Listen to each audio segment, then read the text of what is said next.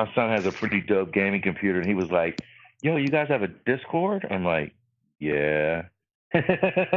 He's like, "Really?" Like, Yeah. He's Yeah. like, "Dad, really?"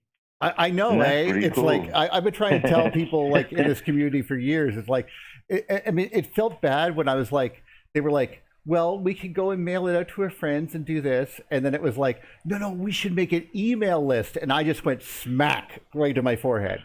It's like, Wow. my God, we are so behind the times. Can we just get on my TeamSpeak server? It's like, what? Right. Okay, never mind. You know, like, because I had a TeamSpeak server at the time, and then I had a Ventrilo server, and then eventually Discord came, so we didn't have to do that. But it's like, holy crap. You know, like, why is no one catching up to this? But it's okay. You know, but people expect Discord servers and stuff like that now. It's much better. I had to stop using Facebook. Oh, They were starting to heavy in on the thought policing. So started doing it weird. I'm pretty outspoken on Facebook. I mean, I'm like, that's where I get out all my political sort of anarchy sort of. Oh yeah, you're so anarchist. Yes. I'm super anarchist. So I am an anarchist. I am. Really at heart. So I am. Thank God. Thank God. Right. Stay centered, my friend. Stay centered. No rules. Let's just go crazy, except unless, it's better if we don't. You know what? Buddy posted some of my sculpture the other day, and he mentioned and related to me as an anarchist. And I thought, oh my God, it's true. I am an anarchist. I really am. I'm the laziest, hedonistic anarchist you ever met, but don't be that guy. Don't be that guy. We're all dissenters here. We're all anarchists. We're all wolf loners, which means that you don't like any of the followers, which is like 85% of it. Right. So that's normal. You're normal in your group. Thank you. If I'm normal in your book, then that's good enough for me. It is so true. I'm happy I finally found people that are actually weirder than me. It brings me great comfort. Yes, and they like to tune in and listen to you now. In fact, when you're not around, I get less views, I'll tell you that. Actually, I'm blaming the less views on the coronavirus type thing. People were like at home and probably completely videoed out by the time that end of that week. I know I didn't even want to think about it, so I understand. It takes a lot. I mean, it's like, it's, what was it? Heather Stargazer made a comment. She said it's about retooling. And I think it's a phrase that kind of has been running around in my head. The idea that we're retooling for this new reality or this new, sort of way of being. The truth is that I've been a hermit and like contemplating my navel for a couple of years. I've been sort of isolating myself from society, and so we're all members of Hermits United. That's a group that goes around and gets together every 10 years and talk about caves. I'm ready. So. I've got my sculptures. I've got everything, all my creature comforts, and I don't ever have to leave the fucking house again. Oh, excuse me, the house again. I mean, it's weird, but it's doable. Doctor Who, Hermits United. See. Utopia is every. He goes, "What are you? A bunch of hermits to go around together." Anyway, sorry. My favorite part of YouTube. Well, we're looking at connectivity in regards to an electrical universe, and I mean, with that connectivity comes knowing of a lot of things, or understanding better a lot of things that don't make sense to the general population. Yeah, my lady and I, we're basically hermits, so our routines through this thing have not changed one bit. The only thing that caused us stress at all was that we couldn't do things that we could do before, which we were not going to do ever, because our routines never involved them. But the very fact that we couldn't do what we could have done was was the biggest stress factor of them all. And then we've assimilated far better than anybody that I know of. We meditate, we do our stuff, we stay home, we do this. Nothing has in our life has really basically changed. Nothing. My world is only as big as the game world I step into, so that's fine by me. And apparently, there's some open world. I can play Subnautica and be underwater the whole time. Oh, you're making those angry pixies have fun with them, are you? It's Subnautica. Oh, I don't know. I didn't get all the way through the game. There's angry pixies? No, electricity's angry pixies, and it's running the game for you, right? And you're having fun. Oh, yes. You mean this rock that we taught how to think with electricity? Yes. I love computers. I mean, how rock that runs with electricity. That's awesome. It's a rock that we pounded flat, and then we imbued with thunder, and then we made with lightning, and now that does our math for us. That's how you would explain a computer to people all the way from thousands of years ago. Oh my God, we're making God work for us. Oh my God, that's actually wrong. Actually, it's called divinity. It's about time. And this is Get a job, the actual reason we got as far as we did is because we didn't consider it divine. See, this is actually something I learned from Skyrim. I can't believe I'm saying this, or the history of the Elder Scrolls, or whatever. But there was this race that were basically blasphemers, and they eventually destroyed their race, which is ironic. But still, because they tried to play with godlike powers. But let's ignore that part. That they were the most advanced race because of the fact that they would investigate these things, like the secrets of the universe.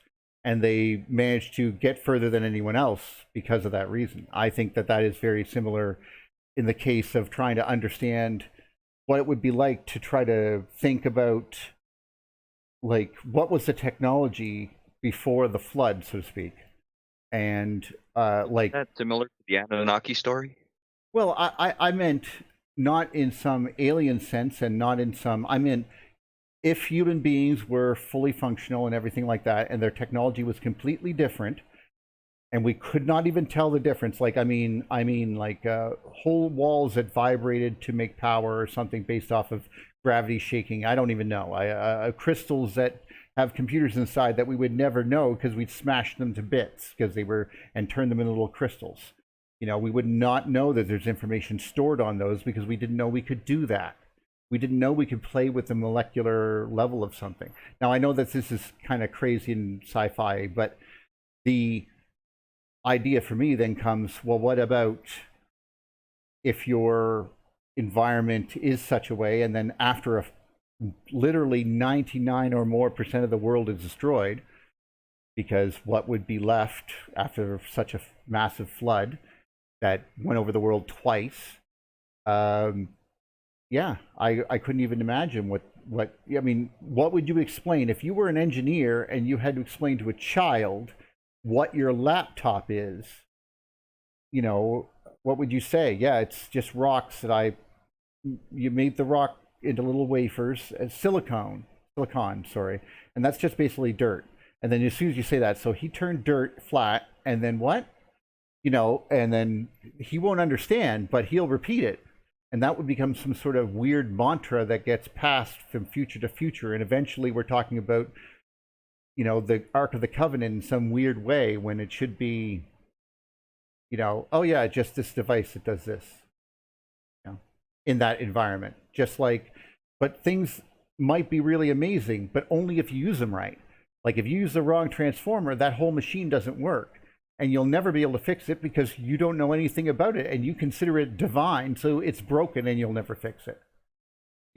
But if you were studying it like we began to study in the 1700s, where we didn't consider it divine, we had no longer had the attachment between God and thunder, so to speak, or God in the sky, or whatever it was that was attached there, we could investigate it directly.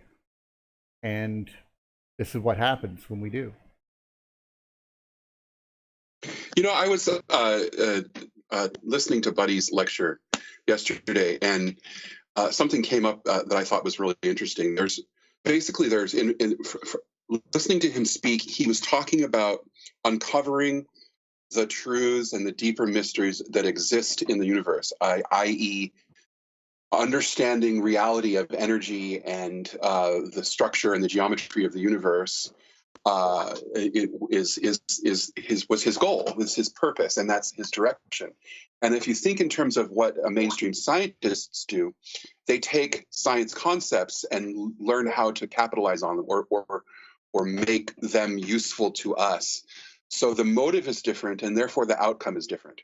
As long as we live in a society that teaches us nothing is valuable unless it's somehow monetized or useful to us from an economic perspective, then we lose all the wonder of the universe in its secrets, because not everything automatically has a monetary value initially or ever. Some things don't sort of function on that paradigm, and so what we face today is the reality that we can't continue the way our value systems have to change, to the extent that we have to learn how to be motivated by something other than dollars. And if we can do that, we can go forward. But if we can't, we have to understand that's how we got to the place we're in. Science lost its wheels when it ceased to be about science. It started to be about tenure and Yes. how to take a product and make money off of it, as opposed to how to take the realities of truth. If you think about the ancient Egyptians and how they approached the world around them, they were unlocking existent truths. They weren't necessarily primarily focused on figuring out how to capitalize on those truths.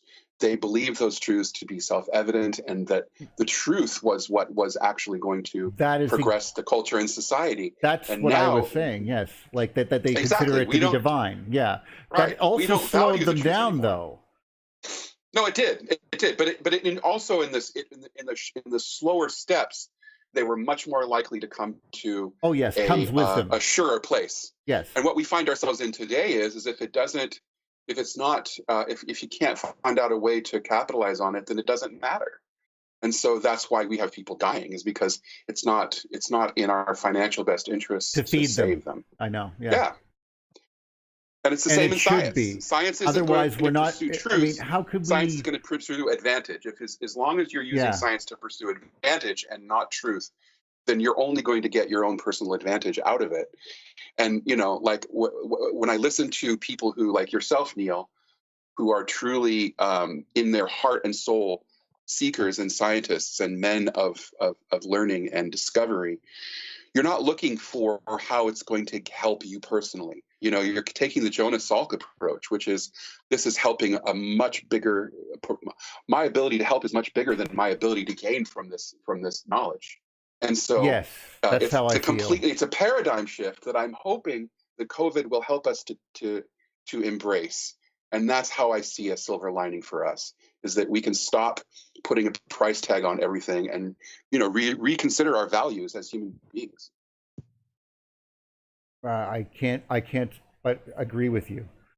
When I see the way that like we were talking about it just today, someone asked, or we were talking about, I think James was discussing the world, and I was like, no, it's think about it. It's alive with activity. If you could scale it down, if you could, when you scale it down, you'd speed it up, and you'd see it's just like sparking. I mean, the whole world is just constantly being almost changed slowly, because there's not a lot of power doing it right now. Just occasionally changing the edges of cliffs, blasting trees into little pieces occasionally, but slow right now. But you can see that we all exist right in this little thin strip along that surface, and that we, like little microbes on top of a sphere, are looking out at this gigantic world and we should try to understand it as a system, as opposed to individual parts we can exploit. At least that's my thoughts. Yeah, the disassociation, it comes from those values of materialism, where it's everything is not connected to each other, even though they know gravity is an infinity unity thing. That's the kind of thing where the people's minds are divided.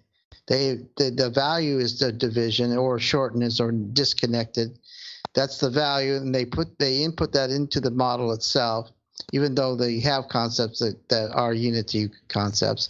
And then I noticed that all of the disciplines are divided from each other. Yeah. From each other instead. So there's no unifying form for them to say, okay, geology is connected to any other thing. And they even utilize in the gravity model a limiting factor in the mathematical formula for gravity, having a limited value that it doesn't go all the way to infinity. It's said to be more efficient in the calculations, but they actually utilize that core value of disassociation, limiting the whole thing. So there's it puts many it of these in science that perspective. That you have to, if you are someone who takes all knowledge to be their province, as it were, or whatever Francis Bacon type stuff. The moment you start looking into this, you're going to realize contradictions between the sciences, yes, and they are glaring. And of course, literally, what we are doing here is the difference between astrophysics and electrical engineering. This is what this whole argument's about. This is why we're here, because we're going, no. The fact is that when a doctor of electrical engineering tells you you're wrong, and you should probably listen if it's electrical anyway, and to not even look towards that as a way of learning from it. Like, if I was an astrophysicist, I would be just amazed at the science I could get out of electrical science from this, just by listening to an electrical engineer. And I would have to go and learn electrical engineering so I could learn astrophysics. That would be the way that I would go. To not do that seems like plugging my fingers in my ears and going la la la la la. Get my meaning? Like, and these are ways of understanding your world around you. The reason you would go into astrophysics is for that reason. So why in God's name would you ignore a thing that could give you the explanation for that? That's all it is. And I find that to be offensive to science or to knowledge or to Francis Bacon. That's it. Francis Bacon and John Dee are pissed off right now. That's what's going on. They were burned for it. And that's the whole thing, is that TEV thoughts. human beings are processors of information. And the only way that you can process information is if you put yourself in an internal loop that keeps on going back to it constantly. So you're trying to, the only way you can get yourself into an internal loop is to give yourself a false reality. Or something that's not true, a principle that's not true. So you're trying to prove something that you know it's not true, but you're trying to prove it true.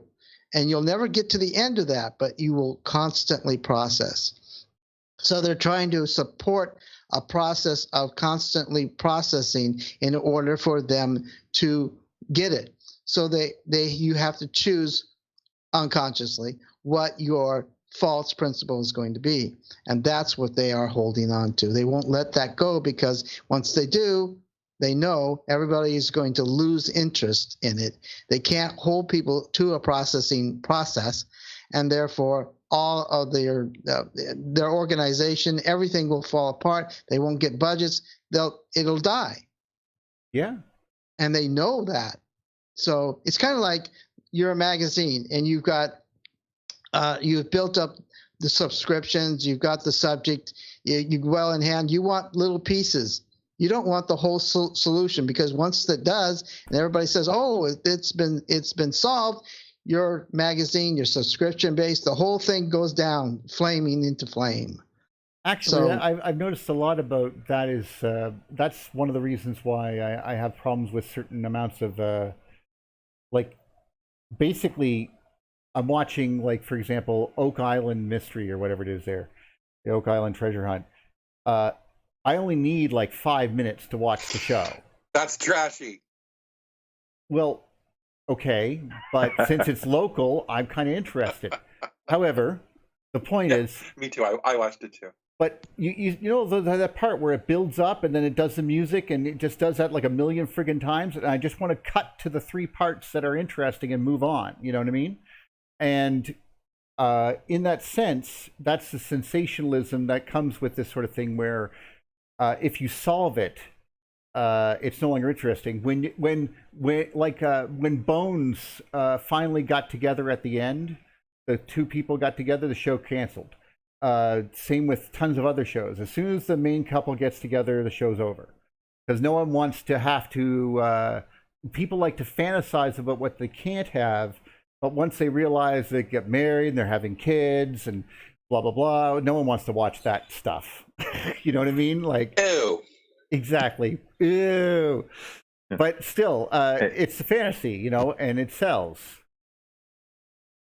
Am I wrong? Hey, Neil and guys, like I had some random videos playing today.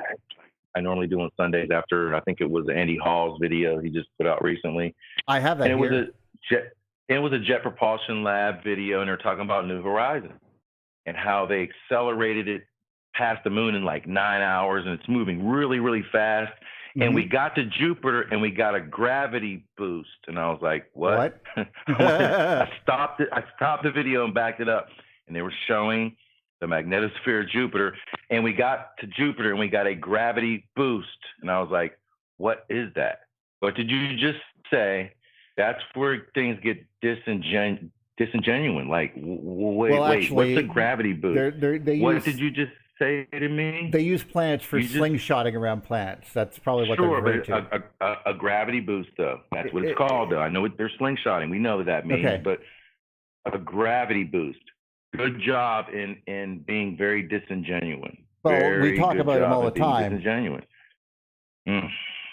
Well, good job catching that, though, because that's a good point. The idea, though, is that all of the inner planets I said before, are ignoring the existence of Jupiter, because it's focused on the sun-Birkeland current. But Jupiter's not. There you go. And all the other outside planets are focused, their main foci is not the sun, it's Jupiter itself. And they're not orbiting Jupiter, though. Yes, they are. No. They are. Yes. No. You look at the asteroids. Right. On the opposite side of the sun. Who's controlling those asteroids? It's Jupiter. Oh, I'm sorry. Okay, now I know what you're talking about. In that case, yes. They are counterbalanced. Yes, very much so. Well, it's not just a counterbalance. Well, it's a Lagrange point. Which one.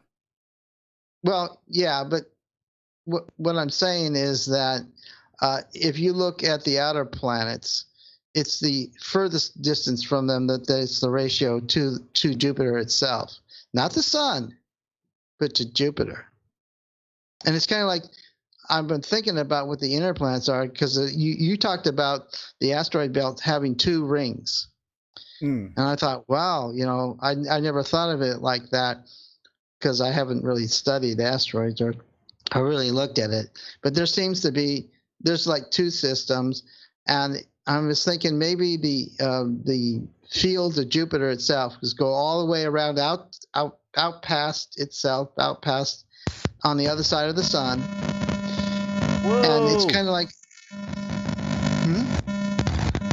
well, in order for Jupiter to control those asteroids, it has to have its field out there. It's all the way around the sun.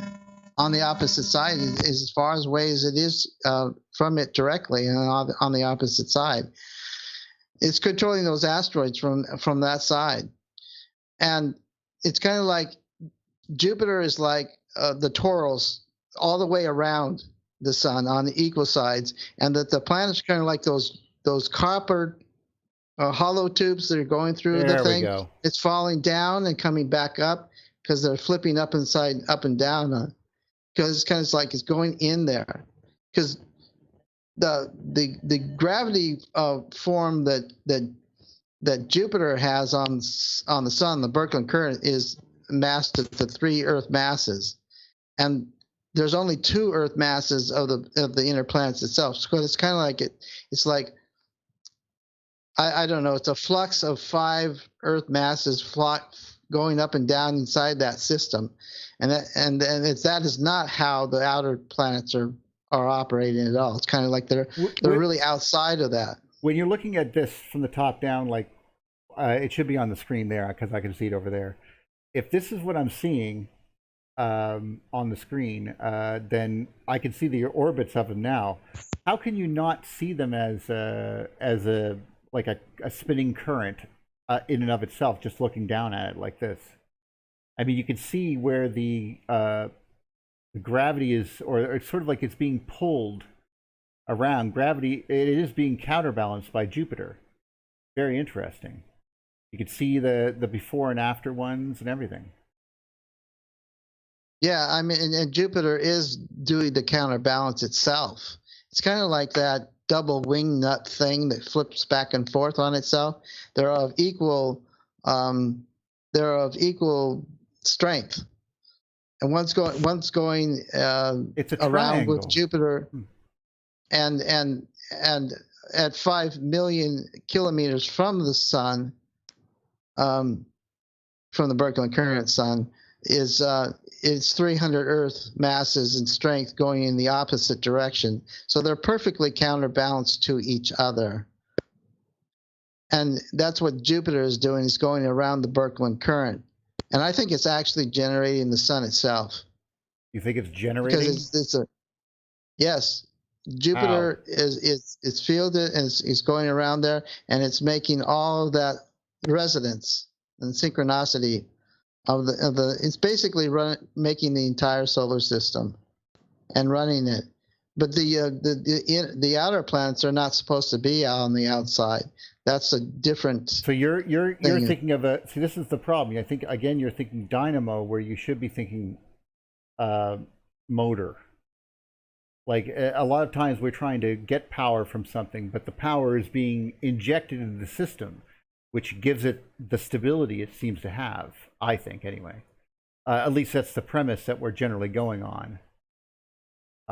Well, I don't know where the power is coming from, because it's obviously the Birkeland current has its own power, but I think it's the interaction between the Jupiter itself creating its own torus, and I think that's the main thing. Is everything else is kind of we're running off of that, and what's it's the resonance is going to be, its harmonics is going to be, because the Earth is running. That the whole thing is that the inner planets are acting like a unit to within a fifth of the Jupiter's orbit, and if it was just the Earth interacting with the Sun and Jupiter itself, which it ignores, it would be 5 million kilometers closer to Jupiter than it is. But it's the whole system, the inner system is acting like one nodule. Well, yes, it would be going for the whole thing. So I don't know whether that's a motor or how you. I mean, I'm not an electrical engineer. I don't know how that would be, but obviously the Birkeland current has its power. How Jupiter is generating its own power, either by the interaction towards the Birkeland current sun or whatever, or getting it from outside of the system itself. And besides the heliosphere, who is generating that? And that's probably Jupiter as well. You're actually there's a merit to looking at, like, if you look at the asteroid belt here and with these Trojans on it, and I know that there's one right here on the inside of this one, like on the main, right opposite of Jupiter. So it's a smaller one, but it's there. When it's not on this map though. But when I think about that, I sort of think about standing waves. So there is a merit to that opinion. It sort of can feel that way. I don't know if it's analogous though. So it's there's a part of me that says I don't want to discount it, because clearly we're seeing especially with the inner planets just whipping around, and of course they're a lot smaller than they are here, Jupiter being a lot bigger and further away. We have to understand what the scale of this is too, because this is, even though the sun is huge, it's just a small little dot, and it just happens to be the focus point. But with it being a focus point pulling a lot of magnetic fields in, you can see that there could be a resonance between that and Jupiter. In fact, it's likely that Jupiter was or is a secondary current focus feeding off the Birkeland current that is feeding the sun. This is what Jim has discussed before, where we had arguments of what is powering the planets. But Jupiter's field is huge, as we've discussed. Literally what we're talking about now, and seeing how it affects the orbit of so many things is humbling in a way, and we should have more respect for the dynamics.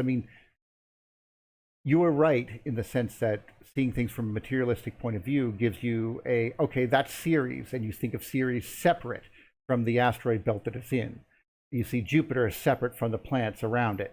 You see Saturn different than the solar system. But when you start looking at them functioning together, you begin to have a better appreciation of how they actually interact and what they might be doing. Like it's shielding itself from this, it's protecting itself from this, it's having a reaction to this, so to speak. And it becomes obvious if you can see them in motion over time. And that's just becoming something that we can begin to do in a way.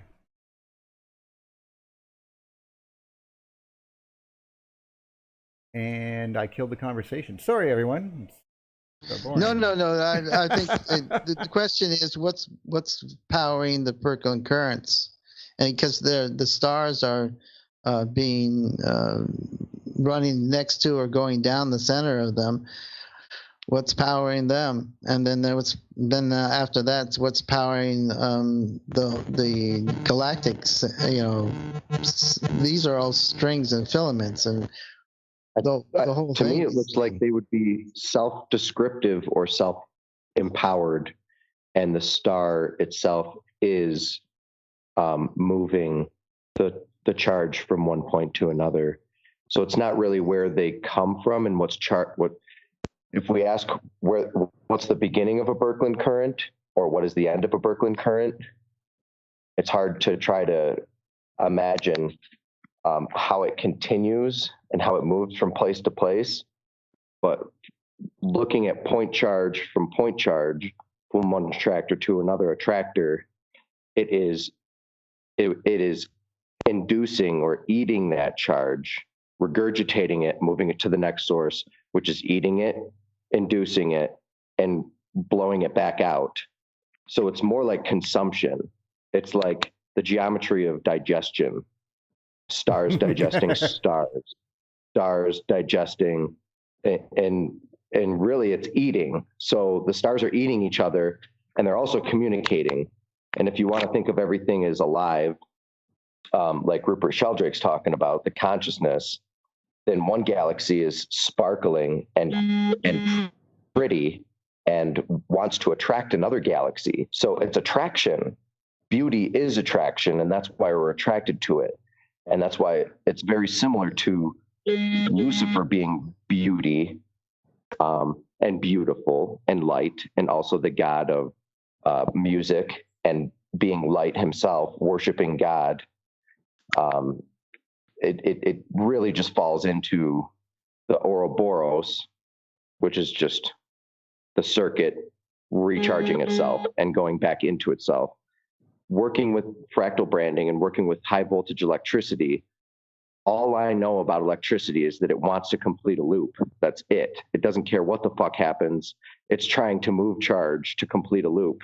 And we're just part of that. It's very much, it's like trying to stop water from flowing downhill. Yes.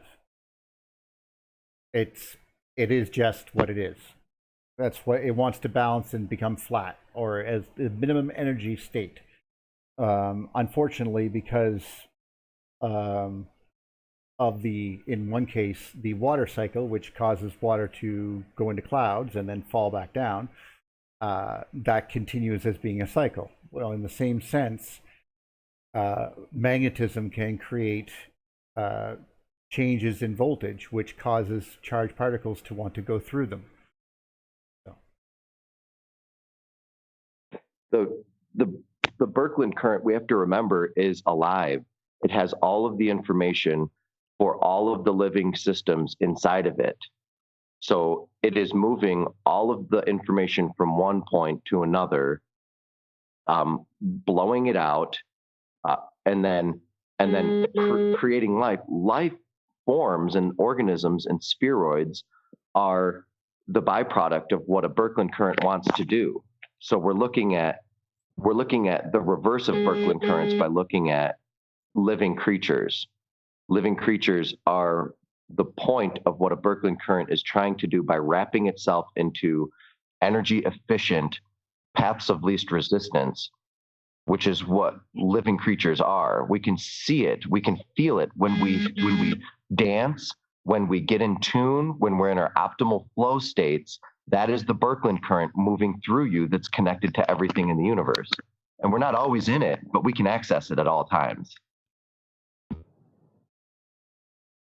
Good to know, actually. Very profound, yeah.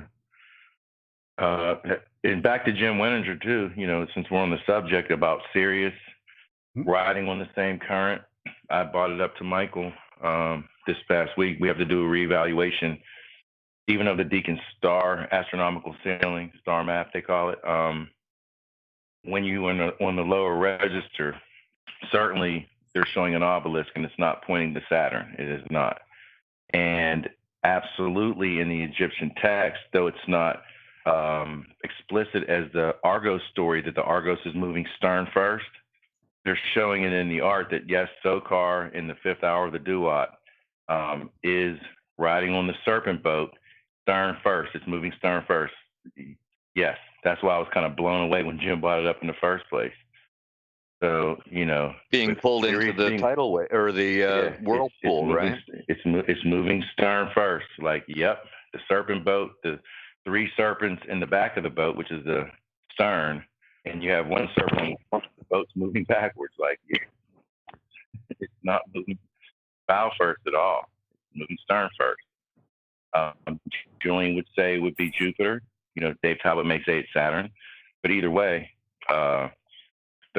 what's on the Deacon Star map surely is not on the lower register, is not pointing to Saturn.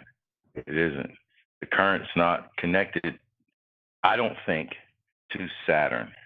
It may have been in the past, if from the reconstruction, but it would have had to have been when it entered, and it would have had to eventually jump over to the sun. Right. I mean, if it was in its own world, so to speak, outside of the influence of the sun, and they collided, that would have been fun. And then after that fun was over, it would try to transfer its current over to, and of course, change the entire voltage of every system inside that thing. So yeah, I mean, right. I can recognize it, but you're right. I mean, it's noteworthy, very noteworthy. Like, yeah, guys, that's have we found, way back when he first started talking about it. And I'm like, yeah, the reconstruction from the ancient art is pointing in that direction towards, yeah, it looks like the current's going there. Certainly. From our solar system, yeah, it would be going that way. And the boat's moving, turn first, which is weird, nonetheless, but still that's that always reminds me. It always reminds me of Lord of the Flies. because that was one of the things about the thing. It was the island. It was a boat, and it was moving backwards, and I was like, "Oh, this isn't going to end well." Right. Just noteworthy stuff. Yeah. I think the entire cosmos is already interconnected electrically to everything. I mean everything, and that the gravity is just like it's instantaneous because it's just kind of like a little disconnected from it, and it gets there, and boom, it's instant. It's not waiting for anything. It doesn't have to travel from one end to the other because it's already connected from one end to the other. Pretty much. Well, actually, by definition, it has to be. I mean, just looking at looking at the formula itself, the formula for gravity or the formula for electrostatic force is instant. It's gravity equation there, and then there. Okay, that's G. So yeah, here it is. Force equals G m1 m2 over r squared. So, but G is just the constant, m1 m2 being the combination of the two masses over r squared. But there's no time in that. So that means that the force is equal to whatever the masses are. If you could change the mass, then you will change gravity, the force that is interacting on these two bodies. The question becomes, can we change mass? And that is, it seems to be that there's some, because of, literally about the outer planets, if we were talking about something about the outer planets, it is the fact that they do not seem to, like the sun, have any bearing on the material they're made out of. Like, we call them gas giants because they have to be that mass, because our equations say they are. The Earth has to have a metal core because it cannot be hollow because our mass says it has to be different. The sun has to be made of mostly hydrogen because it's so light. Now, it's all mostly empty space. Well, that's what I mean. It can't be that. That's ridiculous. Like, it cannot be just hydrogen. There's the material that we seem to know that bodies are made of, like planets and stuff. It is counterintuitive to think that they are made of gas. So it is quite possible then that they are solid, and that our numbers that say of their mass, the equations that we've calculated since the 1700s, don't seem to take into account that charge can change mass. Now, we're not sure that this is the case, and this is the biggest leap that I make, but I am a big proponent of the idea because of the fact that there is, as far as I can tell, nothing else that could answer this question. I mean, once we land on top of one of these planets and we actually look down, we're going to hit something. And then we're going to go, what is this? This is not gas. And that's... Well, ultimately it leads to metaphysics, which is... a little bit beyond, yeah. Ideas. And if living things are on Earth that we see, we experience them, we know they're there, these ideas are before the creature. Well, and consciousness precedes the beings inside of the Birkeland currents. The information is there. We can access them. And it's not gas, it's not matter, or it's not solid, liquid, or gas.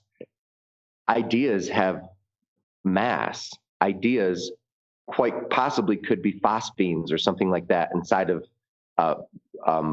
the things that give you dreams. Trees probably dream. We don't even think about how trees clean themselves. Trees clean themselves with woodpeckers. They have a symbiotic relationship like whales have with other fish that clean their teeth. You know, the trees have the birds that clean and the woodpeckers that clean out all of its little cavities when it gets full and itchy. I guess what I'm getting at is whether Jupiter is gaseous or not, we'd see these hyper supersonic winds that Andy Hall talks about, carving some sort of surfaces that we see all over the Earth, like rock that seems to melt and lift up into spirals and into columns, hexagonal and octagonal columns. I'm ranting a little bit, but thanks for that space there. Don't worry about it. I understand what you're saying. I think that it's a bit more interesting because when you mentioned something about seeing something and it becoming, I thought instantly about, oh, well, yeah, because I saw like these giant rock monuments, stone monuments, megaliths from before, and then going, oh, how'd they put them there? Or, you know, and then of course we had the argument about has gravity changed? So it's a similar debate. The question is, what could cause this? Some of that's just incredibly interesting on the whole, because we don't have that answer, and it's hard to imagine that because just because human beings had died that the world changed. I mean, besides, you know, we weren't always around. What I meant, but. Well, to me, a lot of it probably would have to be like Markland convection on all scales, all the way down. And that would be the self-organization of matter on hierarchical scales. And it's all cylindrical math, cylindrical toroidal helical geometry. And that's the math of the Birkeland currents that are connecting to other things, 90-degree angles. They branch out and become different animals, different creatures. When you pinch them and you get the twists that come off of them, they become different planets. They become different characters, different. Actually, you're not wrong in that sense. That's exactly what happens. I mean, the interaction between two bodies could have happened where Jupiter and Saturn got close together. And I mean, when they did, they're pulling material off of each body as soon as the shots happen. One becomes the inside of a planet, the other one coats it with stuff from the other planet, and it gets shot off in like a shotgun of little balls. That's, I think, quite possibly how it's all happens. That's would be how I would interpret it. It's not like the balls are going to merge. They can't hit each other. There's no force known to mankind that could get two charged bodies that are similarly charged to connect. You know, it just won't happen. I mean, so you're saying that planets are producing planets and stars are not. Well, stars are planets. They're just at a higher charge. There's no, in my world, there's no difference. Jupiter and Saturn were both stars in the past. Jupiter was probably orbiting right beside the sun where Mercury is and glowing quite a bit. We were around where Venus was, and the interaction between Saturn and Jupiter at that time caused the breakup, Clash of the Titans, and sent everything flying. At least the Earth may have been spat. The Earth may have been spat out of a gas giant, or it may have formed on a Birkeland current and been pulled into a gas giant's influence, and then became inside the corona of that red or brown dwarf star. It's not relevant exactly on this. What the point is, though, is we know that the Earth is different, but we don't know how different. For example, there might have been life on Mars that was ripped off of Mars, and we don't know that. We have suspicions, just besides possibly deposited here too. Yeah, well, stuff like that. Yeah, we're investigating that kind of thing. But the point is that other planets we haven't got to, moons, might also have the vestiges of life. We were discussing something with me and James were discussing about what it would be like if they found femur from a human being on Titan.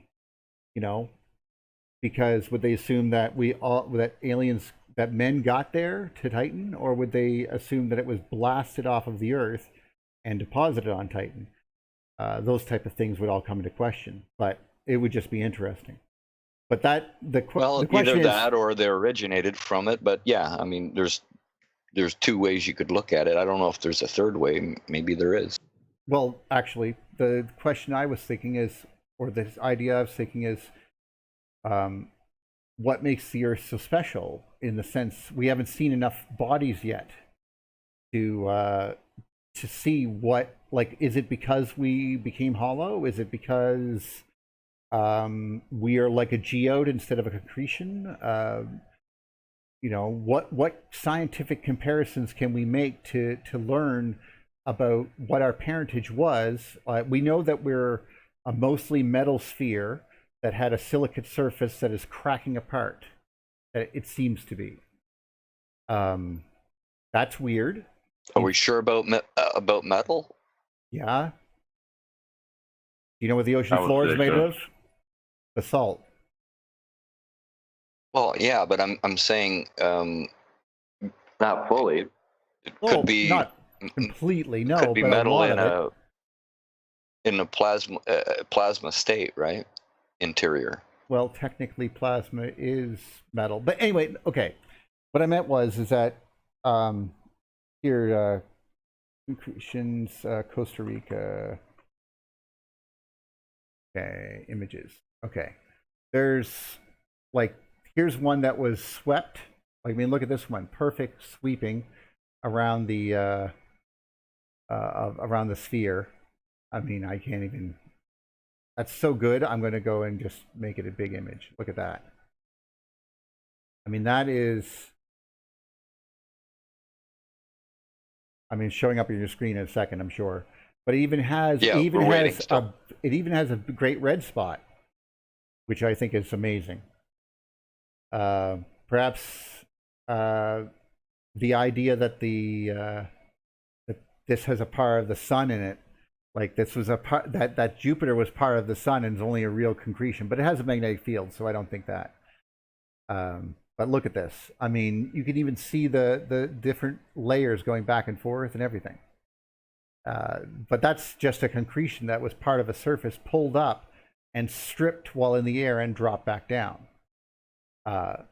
Still a beautiful example. But some of them are broken apart, and I'm being electrically etched. Yeah. Yeah. You can see some of them have layers, of course, but there's one that I saw that was broken apart. Well, this one will do, although that's even better. Okay, I'm gonna open that in a new tab. Probably not gonna, oh, it will, okay. When you get to this one, this is kind of like what I see the Earth being made like. A collection of things that were crushed together, and then it has something in between. In this case, we have it the opposite of this. I think we have silicates as the main base, and then in between we have metal, which means that metal was underneath, I think. And then it came up. It's being pushed through the cracks and expanding the planet, it seems to be.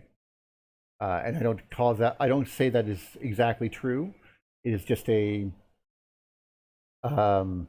it seems to align with the facts, plasma expanding, pushing the planet open, that type of thing. Other examples exist. Hey, Neil, I have a question for you. Sure. These objects you're showing here, how are they different than the matter that is created by the not the Thunderbolts project, but the I just had a brain fart. Circling currents, pinches. Our dude, when they do the plasma ball thing, the scientist guys, we had him on the show. What's his Sapphire Project? Monty? Yeah, okay. Sapphire Project. Well, I kept thinking back. Thunderbolt, and I couldn't bring it up. Sapphire. Yeah, the Sapphire Project. So basically, they have shown that they're producing something from this process. Are these not the little tiny balls that are being produced by the Sapphire Project, just scaled up versions of what we're looking at here? Is that a plausible explanation as far as you're concerned? Do you see a connection between these two things? Like, you're making a connection between this giant stone and the Earth. So it seems to me we could just take that down a notch, and wouldn't that be an explanation for how these things exist? Isn't plasma sort of the womb of matter? Yeah, you're absolutely right. I would not doubt that. In fact, I would have to say, because I am comparing these, for example, this is a perfect example. There's one cut right in half. That's way too tiny. Is that better? That's better. Okay. So here's one cut right in half, and you can see it. And I would compare this to how a planet is made, or a moon or a star. The only difference is the parentage. How does it like, was it like us? We might have been a collection of plants, of balls that were coated and whatever, and then we were crushed together again. That would not be unlikely. This apparently happens often in experiments, where a bunch of balls are thrown out, then suddenly brought back together and recrushed and reconstituted into a new ball, and then dumped out. And that would not be unlike the type of things that you would see. I mean, just looking at the surface of the Sapphire project and seeing the etches and terrain that it has, I see direct connections. And as you can see, they have a sphere in the center, and sometimes the sphere isn't even on the right, like this one. This one, the sphere is not even centered correctly. So you can see that the sphere was falling through the air and collected all of this around it as it was falling, because the sphere was more on one side than the other, and all the stuff appeared on the other side of it. So this could explain things like Uranus, how it's on its side and has a magnetic field in the core of Uranus doesn't seem to be in the right spot, because the core could be different from the rest of it. It's just very, very interesting how these things could be. I mean, now obviously, I don't know what the hell Uranus could have been falling through, but what I meant is that there was more attraction on one side, or more growth on one side than the other. Well, wouldn't it be a gaseous cloud pinching down and creating it? Well, if it's pinching down, it's certainly not gaseous anymore. It's definitely a plasma. Well, no, I mean, as it's concentrating into being electrically etched and made into a sphere. You know, I understand why an electrical engineer would like an iron core to explain the magnetic field of the Earth. I can understand that. I could too. But I don't understand why anybody wants to fall into the trap of this pot of lava that the Earth is supposed to be, except for this very thin crust on top of it. When that's their explanation of how crust gets assimilated every 100 million years, yes. 46 times in a row. But we see earthquakes down to 1,500 miles or kilometers. There's definitely a layer at 750 as well. I mean, these are known events. Why? How? You know. But the thing of it is that we now have maps down, and there's no pot of lava down there. Eugene's thing up there shows that it's mostly out of viruses and little things that look like worms or bacteria and whatnot. It's quite possible. We have examples of that. Chris Selle was on, and he was talking about some of the stuff that they found while drilling for oil. And yeah, it's very interesting. Well, that's what I mean. Oil is could that just be high energy bacteria poop. Yeah. Exactly, and the thing of whatever, and whatever. The thing of it is that the crust has no boiling pot to fall down into and re-simulate 46 times in a row, exactly at 100 million years at a piece, which we're at right now. So we're supposed to be, following. Our crust is supposed to be getting assimilated again. It's all nonsense. It's just like inflation. It's inflation. It's dark mass and energy. It's a fantasy to uphold how old the Earth is. Yeah. And to hold on to the idea that matter is made out of atoms and particles. Yeah. Which is and by the way, nonsense. no one here is saying the Earth is 6,000 years old or something. No one's going that route. But we don't know how old it is. But we don't think it's probably 5 billion. Yeah. The crust is not 100 million years old. That the 18 miles on top of it. That's a fact. So how old the Earth is, or when you want to do it, it's around that. But of course, as Rick constantly and rightfully says, that if you start changing the ratios and parameters of the electrical processes, all the time, even that goes out the window.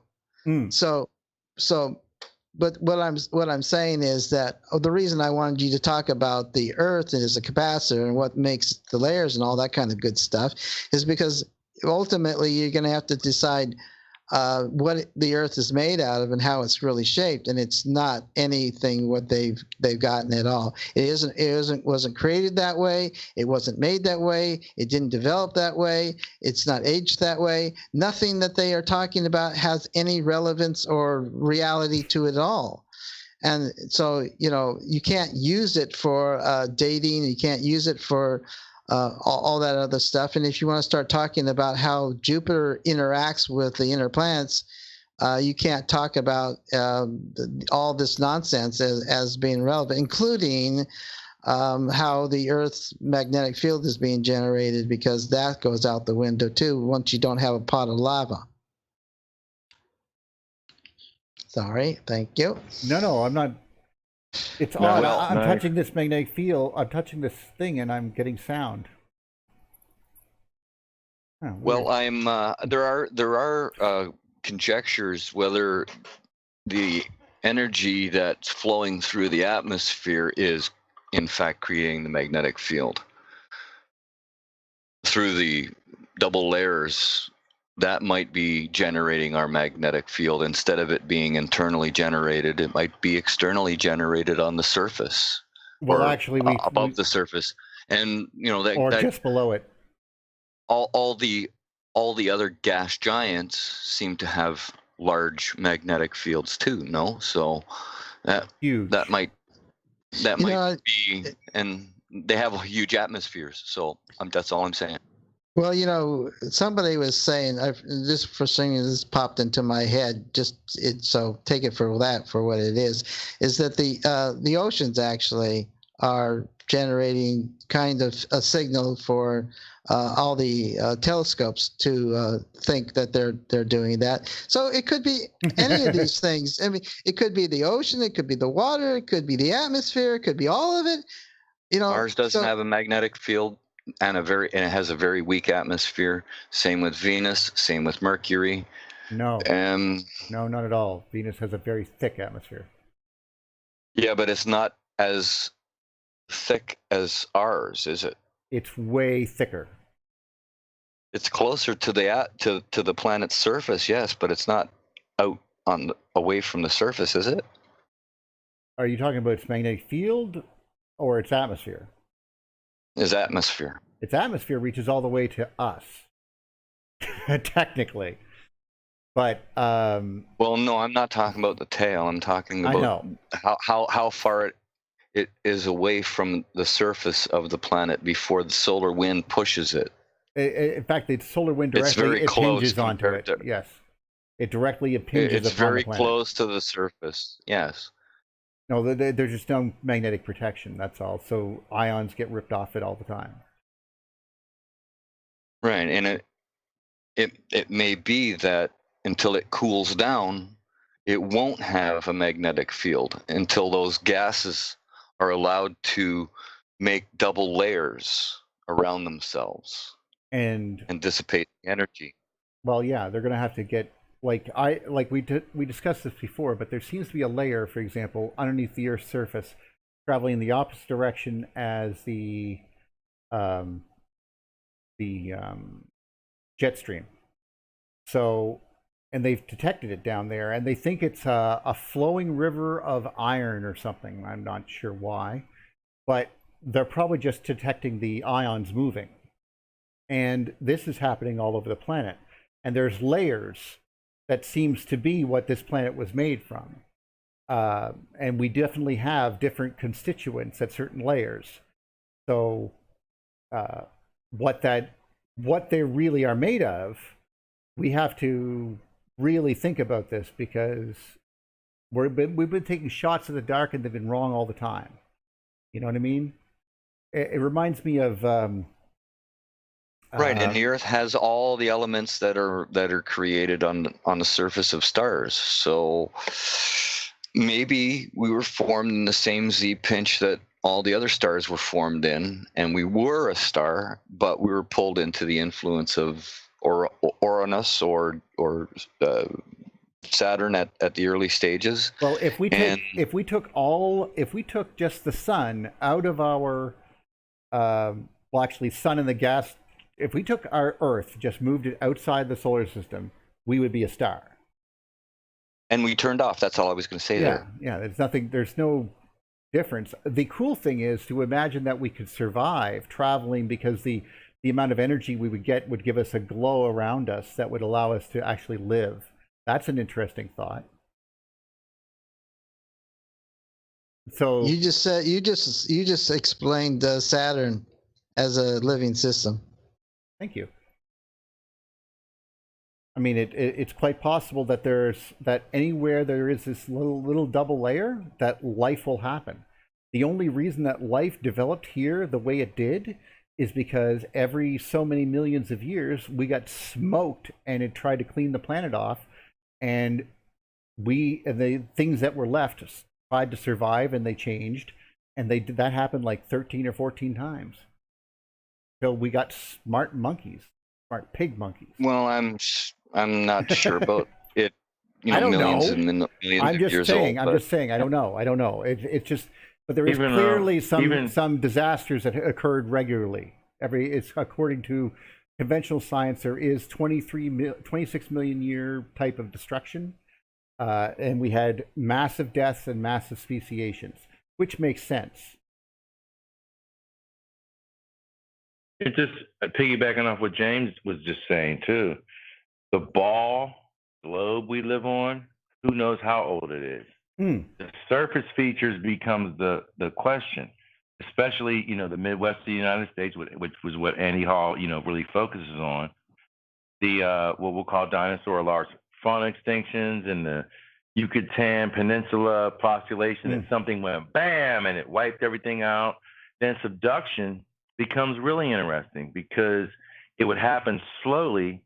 So you're essentially taking a surface layer and pushing it down underneath another layer slowly to force another layer to move upward really, really slowly. And it isn't uniform anyway. It's, it would be uniform across the planet, but I call them geology and, just the overall hypothesis of millions of years ago this happened. Oh my goodness. Yeah, it's like we don't know. I don't know what the core of the earth is. I have no freaking idea. But we're part of the cell itself. We're part of this earth cell. And like I said, a couple shows ago, when you look at the geological ages, no matter how they date them, and look what is physical. It doesn't need to be single cell organisms to do anything. This is physical, and then it becomes this quickly. Yeah, I don't really see it. I see it for what it is, the process of life. The woman has a seed. She has an embryo. It grows like any other seed through the same process of pollination. It works that way. Mammals versus reptiles versus even birds, which aren't really reptiles. But sure, everything follows a distinct pattern. I mean, even with the stuff Buddy's saying, there's patterns where you can see it. And then will would come into play then too, I would say. Will has absolutely everything to do with it. I would think that's why we're here right now, because of will and circumstances and conditions in the universe and solar system. Absolutely. And it is fractal, if you will. And the geometry is pretty perfect. Well, I think that life is encoded into photons. It's very interesting. You're talking about cells and how they go. The latest pictures that they show of the inside of the Earth, it looks exactly like a cell. In fact, the only thing solid there was kind of like on top of a cavity that was in the center of it. They painted it over purple, so you don't know what the heck it is. But there's only just this little dab that's right next there, like a nucleus. And the whole rest of the Earth is just like water or something. It's just, it looks like a cell. It looks like a cell. And then you go to We're yourself just an egg cracking open. That's all we're doing. Who knows? But, that's then you're going to start thinking, okay, if this is the inner system, and Jupiter used to be closer to the sun than the Earth is now. Right. You have to find a way for it to get the way that they was. And this is exactly what Tess Clark was talking about, is that during the deluge, that the two of the sisters got bumped over into the bear from this. So Jupiter went from half an AU to 10 times it. Yeah. Immediately. And it actually pushed back out its heliosphere that knocked two of the sisters out to the bears. So they're clustered together. Yep. Like, like a cluster. I mean, all of these are just strands. Until eventually, until they can no longer be connected anymore. And then they just, yeah.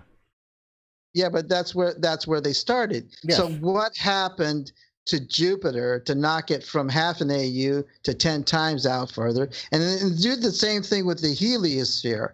It used to be a lot closer. I'd like to submit Saturn. Actually, I was going to tell you exactly what happened. Basically, if I was a betting man, and these two bodies, like Saturn and its conglomeration, and Jupiter and its little conglomeration, almost hit each other, they got very close, they would appear, if you understand how this is going to work, they're going to appear and become a massive charge, okay, which the sun will go away. And that's all it will do. You now have way too much charge, and you're close to me. I'm going to spread you apart. And in doing so, it spread everything apart. Because that's, as we talked about before, you change the magnetic field structure, you're going to change the distance between these metal spheres. Anyway, it went flying. Because of gravity, as we're being pulled out with Saturn and disconnecting from Saturn and connecting with Jupiter and then disconnecting with Jupiter because they're going out so fast, we're being pulled up into the ecliptic because of electrical reasons. Yeah. And that at that point, Venus gets a really, really elliptical orbit. And actually, at this point, I've lost an elliptical orbit as well. And we get less of an elliptical orbit, so we have to interact with Mars and Venus for a couple of thousand years. At that point, there's so many theories. I don't know them all. I mean, I've heard literally 10 or. That's how I see it happening. I see it happening a lot of ways. I would love to put it to film. I'll tell you that. But if we could just film what's in my head right now. Describe it. I do all the time, like drugs. Like it's crazy. Like it's the most amazing. I mean, describe it again. No, I'm not going to describe it again. That right there, though, is the general gist of what I picture when these things collide, though. And I must not have been listening before because I don't know what your theory is by. What your theory is by. I like that. No, I wasn't really referring to the beginning. You took care of the ending. I was just saying at that part, there's so many that happen. I can't. I mean, there's Dave Talbot's, and then there's Wren's, and then there's others that talk about the battle of the planets, and basically we're talking about the Greek gods and all of their activities, and the great big boat and all that stuff. Like there's a lot going on there. So, but the polar vortex must have returned because it was still Mount Olympus. So, just like observing carved panels in the American Southwest that are just like, what is going on? Is this a progression of events yes. that are going on here? And where do we start to figure out which progression of events? Or are we looking at them carving the clash of the Titans? All of this stuff going on, all in the skies, all at once, ever changing into animal shapes or bag shapes and all kinds of different shapes and forms because of plasma, because of reasons. Plasma we know it changes all kinds of different weird shapes and forms, and planets in a supercharged environment of two gas giants coming together and all their systems that are I mean, orbiting around them, planets that are close to them, getting charge. Yeah, I mean, I could see some wild stuff happening, and maybe these panels are what it looked like that day or that month. Yeah, I got a my That's mother true. my mother asked me to explain all of this to her. Good luck. I said, well, but you have to Yeah, good understand. You have to understand. When my mother asks for something, it's still not got a a couple of years. It's not a request. It's not a request. It's not a request. And I I said, would have said well, to her, you still got a couple of years in you? no. You don't say that to my mother because she doesn't. No, I mean, because it's going to take her. It's going to take her a couple of years to wrap her head She around. doesn't. Well, not only that, but it'd take me a little while to figure it out, wouldn't it? Yes. Anyway, so Well, yeah. yeah, exactly. And I've been waiting all this time for the. How adorable is James? Aw. Yeah. We all have our Adorable. theories by. Yeah, well, she asked me. This is basically her last request in life, and it's like I can't say no, even though it's like this is impossible. I don't know the mythology enough to figure this out.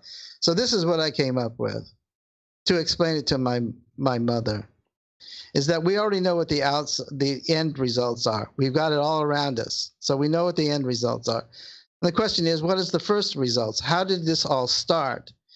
And the thing of it is that the only 8-planet system that we know of is Kepler 90, and it comes out with 3 nodes. First 3 of them small in the at the beginning of it, and it looks like ratio shaped like that Earth with 2 Venuses on either side of it, and then you've got like a Neptune with 2 Uranus on both sides of it. And then you have basically like 2 Jupiters. So if that is in fact the starting position of the sun system, and Saturn comes into it, then you have to. Then you have some system where you can figure out what all these things are. Basically, a Jovian is missing, and another Uranus-sized object was missing. Now, if Saturn came in and interfered with the system and it blew things apart, it obviously got close enough to that second Uranus systems and knocked it out of the system entirely. And it's taken over the position. Saturn has taken over the position of the secondary Jovian system, which was further out. If Jupiter is, in fact, the one that's still here and survives and has maintained the system. So there you've got the beginning, starting positions, and then the ending of it. And it's all up to you to figure out how all the interactions happen that got us to where we're at. So that's the best I can do with what I got from my mom before I got to write it out and send it to her. So I would recommend just probably getting her to probably something like Symbols of an Alien Sky or something like that to give her a nice, because it's very relaxing, and Thunderbolts of the Gods, those type of things usually are quite good for beginners, at least for me. I know, but you don't know my mom. Oh. She wants to know. She's going to say, what does that mean? She's one of us. Yeah. Well, she should come on and ask questions, then we'll make sure. That'd be hilarious. It would. But the main thing is that, as we know, there's the outer planets of our system used to be on the inside. They used to be in between the inner system and the Jovians, and that's the main thrust of what I would suggest. So all the systems that we have today to looking at the outer system, they're not supposed to be out there like that. No, that's kind of weird. You're right. We don't see anything else like that. What would that even be like, To imagine that, that solar systems normally don't look like this. What do you say to that? That should have been a hint, My thoughts, anyway.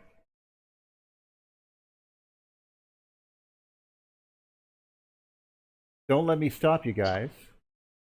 Someone else has to pop in. Where's my mic? Well, I was just reading Where's a Rick? comment from Duffy, and it was about the differences between the ETU and the PUT, plasma universe theory and the electric universe theory. Oh. Is basically politics, like Duffy says, but it's personal relationships between peoples. Sometimes they don't go so well, and that's that. I mean, that's the way it goes sometimes. Well, yeah. I mean, I can't even think about what it would be like there. I mean, that's just basically a falling out, a branding issue, perhaps legalese. I do know that no one in the Thunderbolts project has the idea of making things restricted to anything or to own it besides what they produce, I guess, because they have that same feeling that it has to be. You want to protect yourself, like you don't want to get in trouble, but you just want to share with others, and they have to be much more diligent than someone like myself, who, I'm able to say things or do things that they would be perhaps maybe not able to say, but that to be careful about. Well, I'm looking at all their theories and I'm trying to understand as best I can. And it's not just, it's helping other people to understand the universe and that they are able to join in and come into the table. Yeah, you pick pieces out that really make sense and follow the logic of the stories of the ancients. So in once you figure 5 their logic Star out, Trek Voyager, there is an episode that has to do with a Cardassian surgeon who develops a cure for the phage, a disease that's rampant in the Delta Quadrant or whatever. I know that episode already. Already know the episode. And he is he's considered on by many species to be a war criminal because he used human experiments to develop the cure, to develop the vaccine to this terrible illness. And so the storyline goes that B'Elanna Troi gets this disease, and she refuses to allow him to cure her or his work. They reproduce him in a virtual form, and she refuses to allow the work that brought the cure to be administered to her because she has a conscientious objection to the way the cure was discovered. And I think that we get ourselves to a position where it becomes, it becomes about motive at some point. Are you perpetuating truth but because you believe truth to be the highest form of exchange between people? Or are you perpetuating truth for the purpose of building your brand and your empire? And I think that the truth is its own thing and can be used for multiple purposes. But I think the reason people are doing things has to be examined. And I think as we go forward as a culture, we've got to grow up and not just say, oh, I like this guy because he says things I like. But why is he saying them? What are his reasons? What are his motives? And what is he getting out of it? Those are questions that are going to lead us forward with eyes wide open and help us to be discerning creatures as time goes on. Ben Davidson is a brilliant man who has devoted himself to space weather news. And he's also an ambitious person who's burned a lot of bridges and created a lot of factionalization. So he's a mixed bag, just like the rest of us. That doesn't mean that he's lying. It means he's using the truth for his own purposes, and I can't respect that. Agendas, Michael, agendas. And even in the Black community, with the Black conscious movement, I see it the same way. And mind you that everybody that's listening to this live feed that's not where we are, think we're a bunch of lunatics anyway. They're like, what are they talking about? What, huh? Sir, yes, sir. Yeah, but you're absolutely correct. It has to do with agenda. Are you selling me something? Yes, I don't Through want your to sell brand? anything I to mean, anyone. No, that's Yeah, the last thing I what's your want. agenda? What's your agenda? I mean, yeah, what are you selling me? You're selling me something. I don't want to I tell mean, you seriously. fear to make you paranoid and scared, so you'll have to watch for the next episode. I also don't want you to feel good to the point where, oh, he's just blowing smoke on my ass, so I'm going to love him all the time. Neither of those are really good. Neil, just admit it. You just want to be loved. That's your motive. Doesn't just everyone? come out and admit Doesn't it. everyone want to be loved? Absolutely. And you know, I mean, it's this is why the show continues, is because Yes. we have this cast of characters that are very interesting and unique and dynamic people who, for whatever reason, come together on Sundays to talk about interesting things. I mean, that is exciting in and of itself.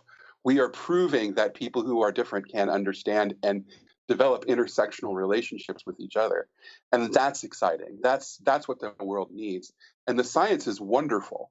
But the science Yes. isn't going to put food on my table. The No. science isn't going to be there for me when I get sick. Potentially, it might be, but short term, I think, you know, I mean, we have to understand that there's an applicable component. If you watch the show, you walk away with an understanding and a hope that people can talk about things and not yell at each other. If we can Yes. just show that every week, if that's our only goal here on this channel, then I think it's worthy, because the reality is that there's a lot of people yelling at each other, and we need to not be that. So I bid farewell to those who would wish us doom, and Here. and I block them because fuck them. Oh, that's it's You good. will die. Au Yeah, revoir. it's very, very interesting that you know, we got the survivalists, we've got the political right wingers and left wingers, I suppose. Me being left wing, I don't see it.